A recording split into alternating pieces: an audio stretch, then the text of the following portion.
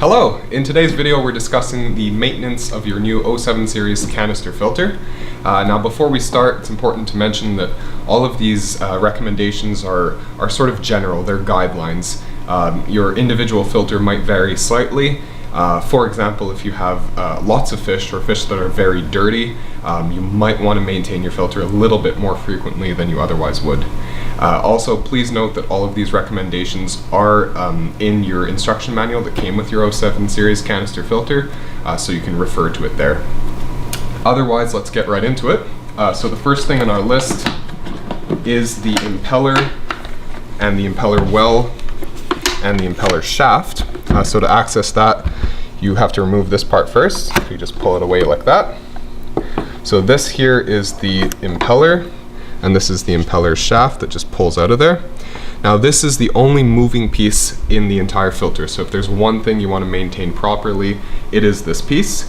And so we recommend on a monthly basis to open up this assembly and maintain these things. To do so, just take a brush, any kind of brush, and just give it a good scrub down all over. Make sure you also get inside of the impeller well, which is the hole here in which the impeller sits. You want to go in and really clean that all out. Any debris that accumulates on this assembly will slow down the turning of the impeller, which reduces the efficiency of your entire filter. So make sure this is clean. Then we do recommend on a yearly basis to replace both the impeller and the impeller shaft. The reason for that, like any moving piece, these blades will eventually wear with time, and that'll just reduce the efficiency of the entire unit. So monthly basis, clean them out, yearly replace them. Once you're done cleaning them, to reassemble them, so first the impeller shaft goes right back into the impeller well in there. Then the impeller itself can just sit on the shaft. And then when you put the cover back on, you want to make sure that there's a clicking noise. Don't push on this piece here, but rather just like that, and then you're done. Next item on our list is the intake assembly, which is this thing here. So this thing comes apart at several different locations. We recommend once every 3 months taking this all apart and cleaning it out. You can use, again, a brush of some kind to do so. You can clean inside the intake like that, inside the strainer, just rinse out this piece. You just want to ensure that your filter is working as efficiently as possible, that there's no debris that's blocking the flow of water from your intake to the unit itself. Once you're done cleaning it out, just reassemble it and you'll be good to go. Next is the ribbed hosing. So we recommend once every year to take this off your filter and flush it out with water. Again, you're just trying to maximize the efficiency of the unit. In case there'd be anything that's blocking it, you don't want that to happen and then get discharged into your aquarium. Once a year, flush this out and you'll be good. So next is the primer assembly and the primer cover. So to access that, you have to remove the motor head of your filter again. So the primer cover is this piece here. You can just push it off to remove it. Set this aside. So this is the primer assembly. So every 6 months we recommend cleaning this whole thing out. You can pull up on the primer handle to access more of it inside. So just give that a clean. Once you're done, just replace the primer cover, snap it back into place, and you'll be good. Next is the Motorhead O-Ring. So you can just remove that from around the motor head like this. Now this is a very important piece and you want to make sure you're maintaining it properly. We recommend once a month to remove it and lubricate it. You can use Fluval silicone lubricant item number A325. It's this thing here. Just dab a few drops on it and then just work it around with your fingers. Make sure it's all properly lubricated. We then recommend on a yearly basis to actually throw out this your old gasket and buy a new one. You just want to make sure this is working as efficiently as possible. It's a very important piece.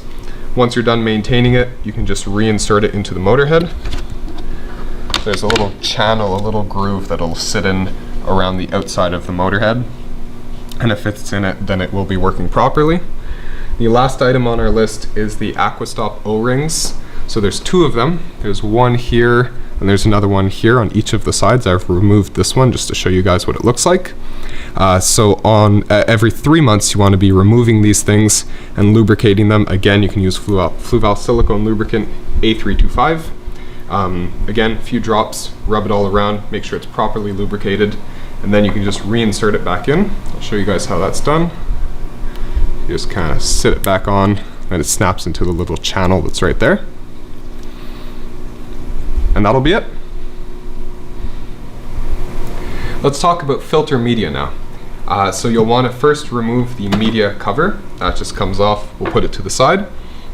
So we're going to take everything out to show you guys. First, you can remove the pre-filter cartridge. We'll just set it there. And then all of the media comes out just with one finger. We'll lay it out. This is the Biomax. This is our carbon. And then we have our other mechanical media here. So first, mechanical media, you want to be rinsing it out on a monthly basis. We recommend using aquarium water in order to do so. So after you've done a partial water change, use that water and rinse out the media. That's just to make sure that it's working as efficiently as possible. After 6 months, you will want to replace this media, throw it out, and put in new fresh stuff. That's just, again, to make sure that it's working as efficiently as it possibly can. The exception is Quick Clear. So these are a fine filter pad. They will very efficiently remove small particles from your water. After a month, they'll just be very dirty. Just get rid of them, put in a new one, and that'll be it. Moving on to chemical media. In this case, we have carbon. It will be the same, the maintenance will be the same for all other chemical medias, ammonia remover, zeocarb, or our new resin-infused pads. So every month you want to replace these, throw them out, get new ones in there. The reason for that, chemical media after about 4 to 6 months just stops working. It's no longer chemically active, so you don't want it sitting in there doing nothing. Get some new chemical media in, and then it'll do its job. Lastly, biological filtration. So here we have our Biomax. So this stuff, on a monthly basis, you want to take it out and rinse it out with aquarium water.